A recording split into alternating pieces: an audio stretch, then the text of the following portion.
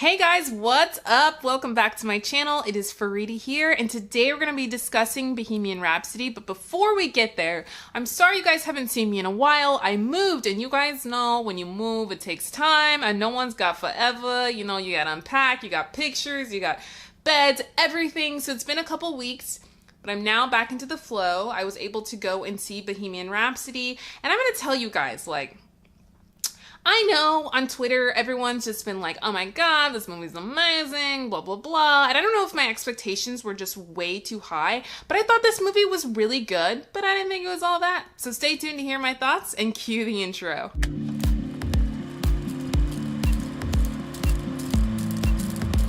All right, let's get into this thing. And I'm going to keep it real with you guys because this movie was good.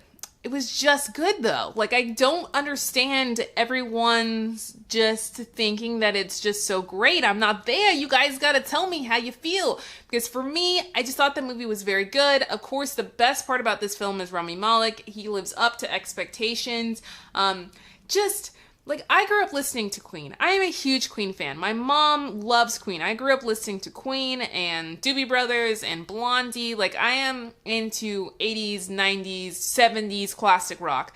And to watch Rami become Freddie, literally there's this one scene when he gets on film, on stage, and I got goosebumps everywhere. And I think that he is the best part about this film, but overall, when you really think about the structure of how this story is told, it's basically badass music, awesome montages, and dialogue in between. And I gotta give it up to the dialogue. I laughed. I thought it was so funny. I really enjoyed the band's interaction. I will tell you that a lot of times when you have someone, a frontman, who is that iconic, as a person who doesn't know a lot about the band, you just think, wow, Freddie is just this entire entity of Queen. But it was great to learn more about the band and how they came up with a lot of songs, because I didn't know that they were so kind of like the Beatles, right? Where each member of the band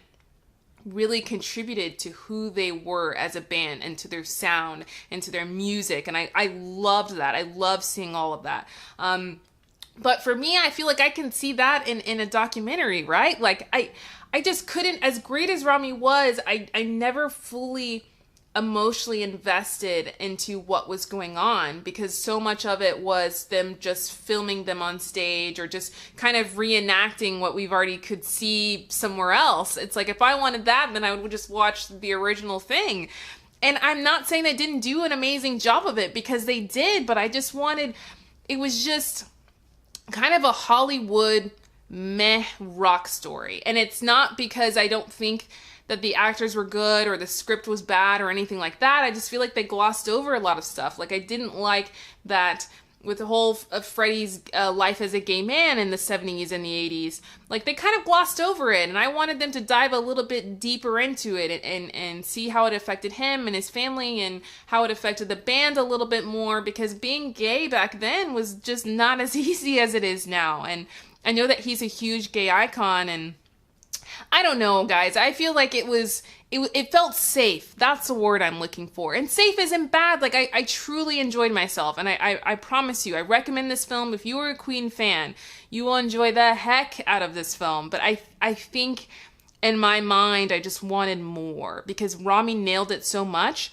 I thought that he could dive deeper into more material, and you could tell that the band was involved. And I understand more a little bit about why Sacha Baron Cohen was very frustrated and why he left the film. Thank goodness, because Rami was the best choice. But I could see he probably wanted to get a little bit more into Freddie and not hide. And I don't want to say hide, but you guys will see if you haven't seen the movie already and you go and see it. And you should go see it, because the music rocks.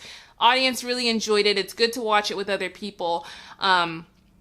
But it just felt safe, and I wanted something that got a little bit more into Freddie's life and maybe a little bit more into the band's life, right? It seemed like everything, of course, you have that moment in most rock band movies where the band sort of breaks up or things don't go well, and you have those moments and then you come back together. I don't know, and maybe their life was just that big of a fairy tale and it just went that well. I don't know, and they just loved each other that much as a family. That's fine, but it felt to me like they played it really safe. And the moment, as we all know, where Freddie finds out that he has HIV or AIDS, I just don't like the way that it was filmed. I didn't like the way it was portrayed. They just really glossed over it. I wanted it to feel more intimate, and it just felt like, if you watch the scene, I don't want to spoil it, but it just didn't feel as intimate as it should.